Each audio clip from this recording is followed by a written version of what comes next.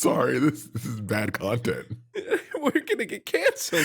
I'm a racist and you're a terrible comedian.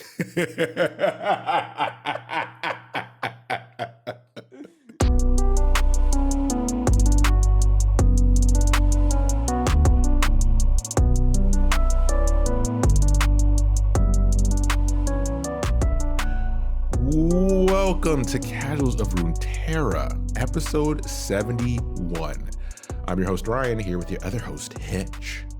I may be here, but I don't like the direction we're about to go in. All right, folks, it's finally here. We've caught up on other champions, but the ones that remain are a little yordleish.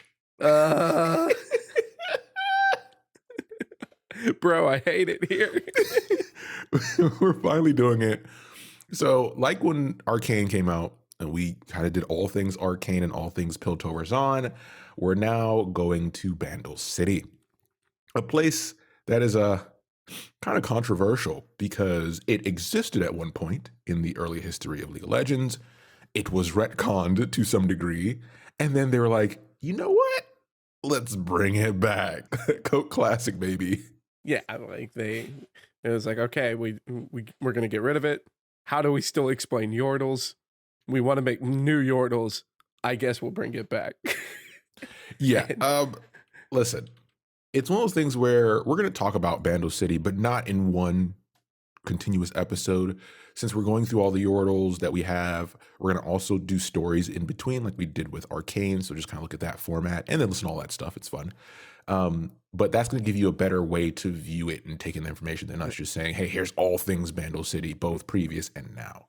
Yeah, it also helps us too, because the best insight that we have into Bandle City as we know it is through the eyes of the champions. So this helps us as well, so that it gives us a natural progression for you to learn more about it as we take it a champion at a time. Yeah, the difference in Yordle age tends to give you a different view on Bandle City, when they left, how long they were there, if they still go back and forth. So there's a lot of that.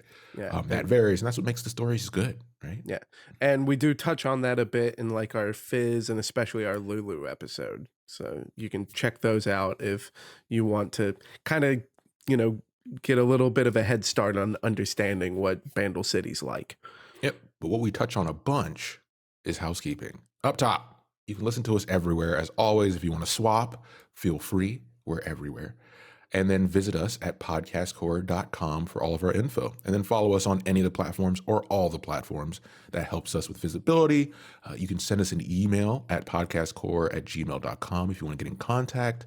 But please leave a like, follow, short review / comment. Those help. But the easiest way is to tell a friend to find the true hero inside themselves by listening to the Casuals of Runeterra podcast. Yeah. And who's the true hero? We haven't found the true hero yet, but we're going to talk about who's looking for the true hero. It's Poppy. Pocket-sized power. Yeah, we're talking about Poppy today. That's how we're going to start it off, by Hetch's request, because we have to put on our kid gloves for Hetch here. He's not happy, and he's not going to be happy for a very long time, so we're going to have to work through this. I may or may not have some strong feelings towards Yordles.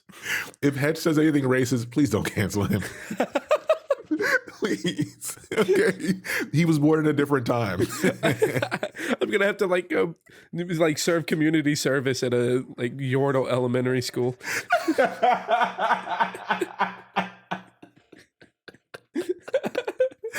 All right, let's hop into it. So, as always, we start off with a spell here. None of them are good. So we're going to do Heroic Charge. Heroic Charge because Heroic Charge is a direct relation to the League of Legends move that people know. So yeah, besides the reference, there's not much quote here. It's a little quote that says, "Move it," from Poppy. But the card kind of just represents an ability we're familiar with, which is striking. So it's a 5-cost slow spell that says an ally strikes an enemy. If it survives, stun it. That's how her move works in the game. But it's not a good card. We'll just say that, because it's both high costed, and it's a slow spell, and striking is something that you want to be doing during combat. I mean, like, even the Reputation deck has a strike spell that's overcosted, and it's 4 mana fast speed. I don't know what the devs were afraid of with this card. I think maybe it's just more that Demacia has enough strikes, so Yeah, let's give them something creative. They had a little too much fun, I think. yeah. The next one, though, is a good card and fits better into the lore, and that is Yordle Smith. It's funny because, you have Blacksmith, Yordle Smith, but is his last name Smith and his first name Yordle? He is an old guy. I don't. You did not quote that joke. I'm sorry. This is bad content. We're gonna get canceled. I'm a racist and you're a terrible comedian.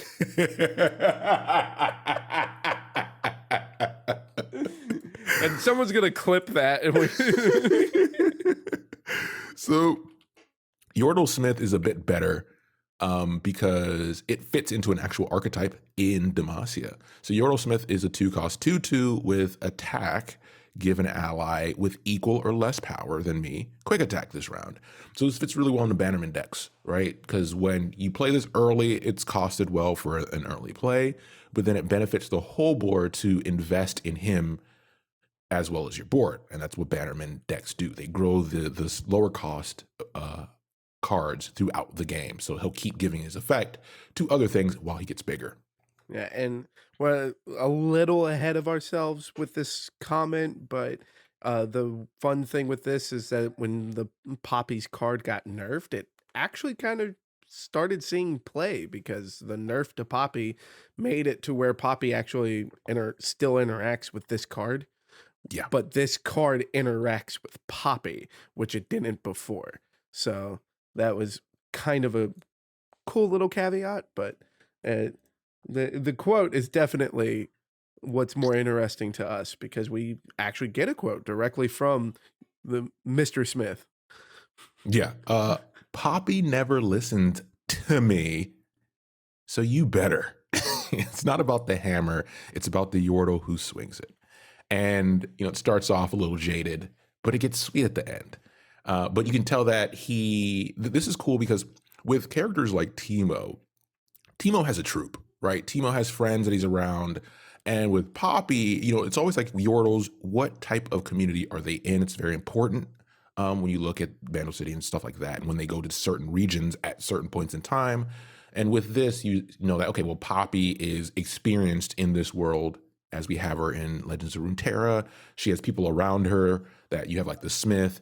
You have the younger one who's like the spear wielder who's learning from Poppy. You also have the Cavalier who's more timid, but he's flamboyant and he's kind of probably one of her like equals as far as age. So she has a little group around her. She has her own little troop that we learn about through the cards. Yeah, and I'm sure like we'll touch on it a little bit in the story, but like once she gets past her initial start to her story, I'm sure that just tales about her draw a lot of these younger Yordles to her because it is such a different lifestyle than what they see in Bandle City, like the comparison of Bandle City and Demacia. Yeah, Poppy's definitely unique in the Yordle sense, and we're going to talk about that now. Let's talk about pocket-sized power. Never do that again. Poppy's story, like a lot of these stories, and specifically with Yordles, because of the way that they interact with time, this starts a long time ago. But just a quick little foreknote on who Poppy is. Poppy is a well-known soldier of Demacia, quote unquote, that is in search of the hero of Demacia. And she searches for the true hero of Demacia to give them a hammer. And then the hammer is legendary and known to be only usable by the true hero of Demacia, or at the very least to what magical powers lay within the hammer can only be brought out by the true hero. we'll touch on that search a little bit once after we dive into her story, because you know, how does she get this hammer? How did she start here, and how does she end up in Demacia? So, as far as from a very young age, Poppy is very different from the other Yordles. Now, the best way to describe Yordles, because we have talked about like Timo, Fizz, which, yeah, there's stories. If you want to listen to those episodes, they will give you an idea of what Yordles are like. But I think Lulu is the best to really just kind of like embody the spirit of being a Yordle and then like turn it up to 11. So Lulu's story is a good one to listen to as far as just knowing what Yordles are like. And Poppy is very much not like Lulu. Instead of giving into this sense of just chaotic whimsy, Poppy loved the idea of structure and stability. And Bandle City is not only just filled with Yordles who don't do that, Bandle City itself is not stable. Keyword stable. Yeah, I'm sure it has structures, but it's not stable. It is constantly in flux and shifting. Yeah. And so for Poppy, this idea of stability really just kind of calls to her because she can't find it at home. Yeah. So what she ends up doing is she often finds herself looking for these rifts because, again, Bandle City is in a very unstable place. So she's looking through these rifts, trying to find places in Valorant or Runeterra as a whole that call out to her. And she likes watching the humans because the humans are able to do so much without magic. And Bandle City, very much a city of magic. It is a manifestation of strong ancient magics. Yeah. So for Poppy, this watching the humans is kind of a hobby, but it really starts kicking into next gear when she finds herself looking towards the western side of Runeterra. And in the western side of Runeterra, there, are very similar towns as far as like farm towns, people tending to their fields and with animals and husbandry, but it's different on the western side because of how ordered it is. Everything's in straight lines. The roads are straight. People moving down them are moving in single files. Yeah. All the fields are even in straight lines and in a pattern. And it all looks like a big grid. And watching these people, it's fascinating to Poppy that there's such a beautiful sight as far as just the symmetry and structure. And these humans have done that without magic. And that kind of blows her mind. Yeah, she's definitely different from what you would expect a Yordle to be. And being outside of that, it's funny because I immediately looked at when you think about like the autistic spectrum, right?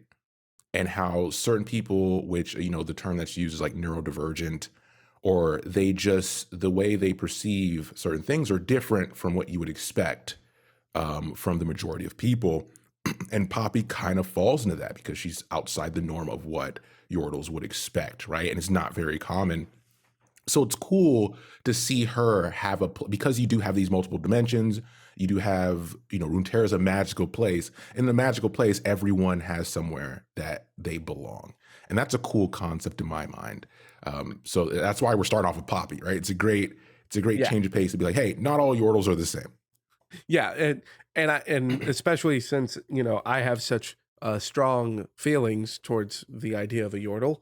This is a good way for me to dip my toes in. It's happening. It's happening.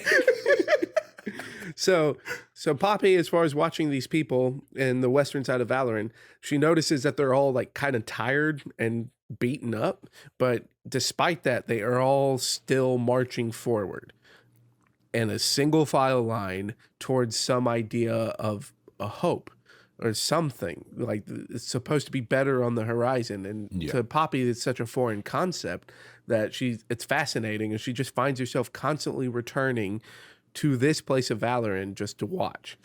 And this continues on for an untold amount of time until on one occasion of watching these roads, Poppy sees a caravan that's different. And I like the way that this is described, because if you read through her biography, uh, they never outright say what this caravan is.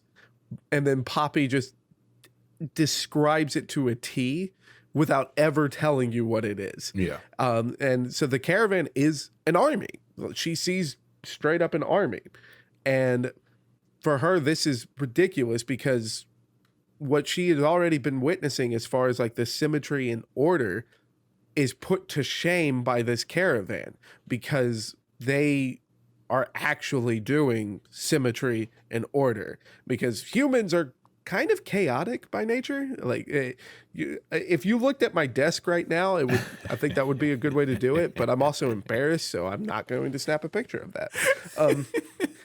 But yeah, like humans, like by nature, we don't like all do that. Yeah. So seeing a giant army, and they're all in single file lines, moving as a unit instead of as individuals. And as she continues watching, she marvels that they all go to sleep at the same time. They all wake up at the same time. They all eat at the same time and finish almost at the same time too. They train together. They do everything together. And to Poppy, this is one of the most beautiful sights she's witnessed. So she just ends up kind of following this caravan, but she's always staying on her side of quote unquote the fence. And by the quote unquote the fence, she's staying in Bandle City realm of existence, peering in instead of going all the way into Valorant. Yeah, like how it's mentioned that her view of the way Yordles use magic in such a casual fashion to do so many things that are extraordinary, that would be extraordinary to humans, that they're able to pull off their own feats without having access to that. And that being brought up is not by mistake, because this is a Demacian army. The lack of magic is very prevalent, right? So I think that's a cool way to see, hey, there's other ways to be able to do cool things. And she's able to make that connection herself. Yeah, that lack of magic is definitely a focal point to the people of Demacia. Yeah. But at this point, Poppy doesn't know any of this yet. And we're about to really dive into the timeline too. So I'm glad that you bring up the idea of the people of Demacia. So while watching this army, Poppy notices one day that out of one of these tents, she catches bright gleaming armor. And what she's noticing is the general of this army, which is a man by the name of Orlan. And Orlan was the most fascinating part of all of this already astonishing sight to her, because Orlan, just by his presence alone, he was able to stir the soul of every man and woman within this caravan. So Poppy watched as Orlan would just say a few words to a discouraged soldier, and they would to pick up their spirits. Soldiers that would fall out exhausted, just a few words from Orlan, and they would find the strength within to get back on their feet and continue pushing ahead. And for Poppy, this is the catalyst that she needed to be like, to finally take that leap over the fence. And specifically, it is to meet with Orlan, but she really wants to just experience all of this. We know that from the way that she's watching. And so it leads her to one night appear in Orlan's tent. And we're going to really focus on the appear in Orlan's tent. All right, because it's not outright stated in here, but we know that Poppy's a Yordle. We know that she's been watching from Bandle City. And she's been watching a Demacian army. So she hops the fence or exits her realm to enter the realm of Runeterra inside this dude's tent. So imagine, if you will, getting ready for bed, and a little munchkin, like fur ball, just appears and goes, "Hey, what's up?" Like just Terrifying. starts talking. Absolute terror. So It speaks to a soldier of his caliber's readiness for anything to deal with this situation. oh, absolutely. Like, and this is a Demacian army, so you know the last thing he's expecting is a magic attack. but but here's this creature that he's never seen before that's just appeared and trying to talk to him. Yeah. So it doesn't outright say this, but we do. What it does say is that she stands before Orlon and shocked, he has plenty of questions for her. And it's like, okay, so what was shocking about this other than being a Yordle? Because it's not like she walked through this camp without Orlon getting news about it. We know how this went down, so you're not fooling me, Riot. And I want the story. But Orlon, he is able to strike an accord with Poppy. He has plenty of questions for Poppy because, again, what the heck is a Yordle? And so they end up having, kind of a meeting, that real like first date, I guess, quote unquote, but not a date. It's not like that. Yeah. It's the best way I can think to describe it. What this sensation that my brain is Calm trapped down, on. Twitter. Calm down. It's not Calm that down. type of thing. But they have their first meeting and it goes really well and they quickly become inseparable. And a big part of this bond that they build for Orlon is that Poppy treats him with the whimsy of a child. Because despite how different Poppy is from the rest of Yordles, she is still a Yordle. So, in comparison to the Demacian, she is this chaotic whimsy. And the form that this chaotic whimsy takes is that Poppy treats Orlon with no respect by human standards. She treats Orlon like any other creature on the planet, like any other Yordle that she had met. And Orlon finds this refreshing because now he has someone that he can spar with because Poppy doesn't give two craps about hitting him. And he also has someone that he can bounce ideas off of because Poppy doesn't have this court decorum to worry about because she doesn't even know what any of that is. So it's like, I don't care that you're in charge. This is what I think. And it's that open-mindedness and this childlike curiosity that makes Orlon very attached to Poppy. It's like the not childlike wonderment, but it is that, but also like the fresh eyes thing, right? Like whenever you're on a project, whenever you're in a group of people that are like veterans in anything, when you bring somebody new inside that group, they don't have any expectations or any of the preconceived stuff that group knows as being together. So it's cool to have that fresh look on things because it opens up your thought process. It's like, okay, I'm so regimented, especially in the military, of thinking this way. It opens it up. So you definitely probably see this interaction between her and Orlon, even in Orlon's older age, his status. He may have changed how he interacted with the other troops, right? And they would see that as well and be more akin to be more open like Poppy is and stuff like that. Yeah, I mean it's definitely a healthy relationship, and it really is like that new eyes. And I give him feeling, props for like his fresh age eyes. to be so progressive as an aged soldier, to be so open to the existence of Poppy and having her integrated. Because I would imagine like an aged soldier kind of responding with like some cautious cynicism. Yeah. And his in the story, none of that pops up. Yeah. Orlon's just like, okay, bet. What are you? Like, talk to me, fill me in. And as far as like their relationship, it does lead Poppy into just really joining the army. Mm-hmm. And upon joining the army, Orlon is describing to her what their goal is, which is to find a new tract of land to call their own and to start anew in a nation that would accept everyone. And this leads them out west to find the city of Demacia. What? So that puts in a lot of answers as far as the timeline here.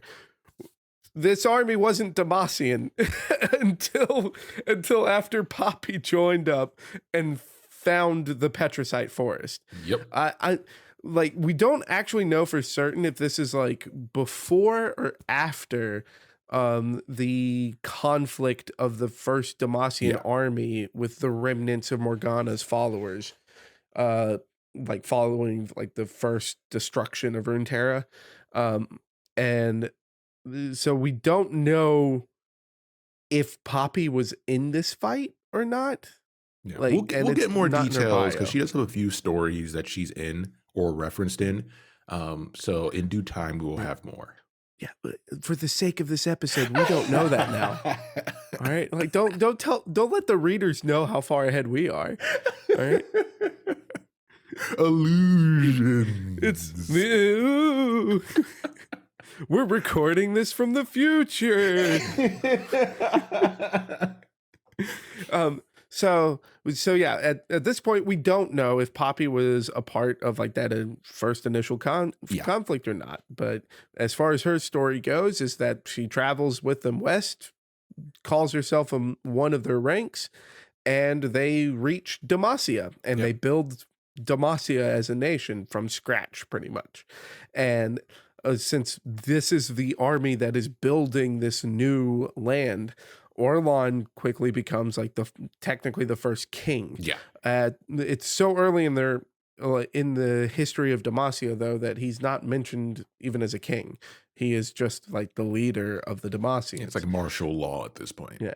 And part of his attire is that he carries with him a big, giant, just screw you hammer. Yeah. All right.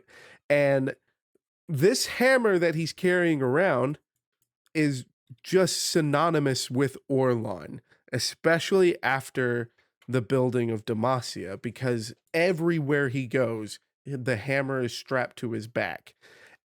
And everyone associates Orlon's image with the hammer, despite no one ever seeing him wield the hammer. Yeah. So this is a weapon he's carrying that he's never used. And we know that he's an army man, so there's no way that no one's ever seen him use a weapon. Yeah. So there's just this big old hammer, and he's got a sword strapped to his belt. Nah, I'm fine with the sword. But the city of Demacia is officially founded, and it begins to flourish. Orlon ends up living a full life and expires of natural causes. Now, we talk about this especially in our Fizz episode, and Yordles do not accept the idea of time, all right? They are like outside of time, like they just exist in the timeline, but whether or not they're even mortal, we don't know. Like that's just information that we don't know, and Yordles don't care to think about. Like it's like, why would we worry about that? There are fun magics to find. We'll find those instead. So Poppy is at Orlon's side when he's dying, and she's still the same as when they met. And Orlon, on his deathbed, gives Poppy his hammer. And when he gives her the hammer, it's like, I need to tell you the tale of the true hero. And this is where we get the legend of the true hero. And the true hero is, in the legend, the one that would be able to build a new country that would be accepting of all people, regardless of their background. And only the true hero of this land could wield the hammer that he's given to Poppy. And the true hero would be able to use the actual power that's within this hammer. And it's like that would be known as the true hero of Demacia. And Yep. that's why Orlon wanted to call this new nation Demacia. So he tells Poppy the tale, gives her the hammer, and they separate as he expires from natural causes, which is what every good soldier can only hope for. And that's a good whole life. And Poppy, after the death of Orlon, takes the hammer and makes a vow to herself that she will find the true hero of Demacia and then certify that ensure that Demacia will survive and flourish. For Demacia. For Demacia. So she goes on a search to find the hero. And as her tale ends, it is the last sentence of her bio is, but what Poppy possesses in resolve, she lacks an ego, as it never even occurred to her that she might be the hero that Orlon described.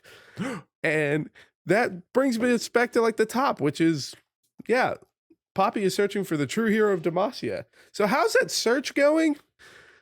It's not going good. All right. So Poppy has carried this hammer basically since the birth of Demacia. Yeah. And she's still in search for the true hero.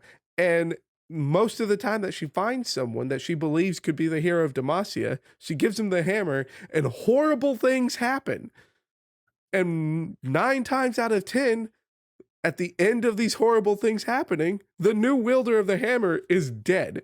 So then she has to take the hammer and go find the hero again. And again, since really bad things happen when she gives them the hammer, she's a resolute, stubborn yordle. Yeah.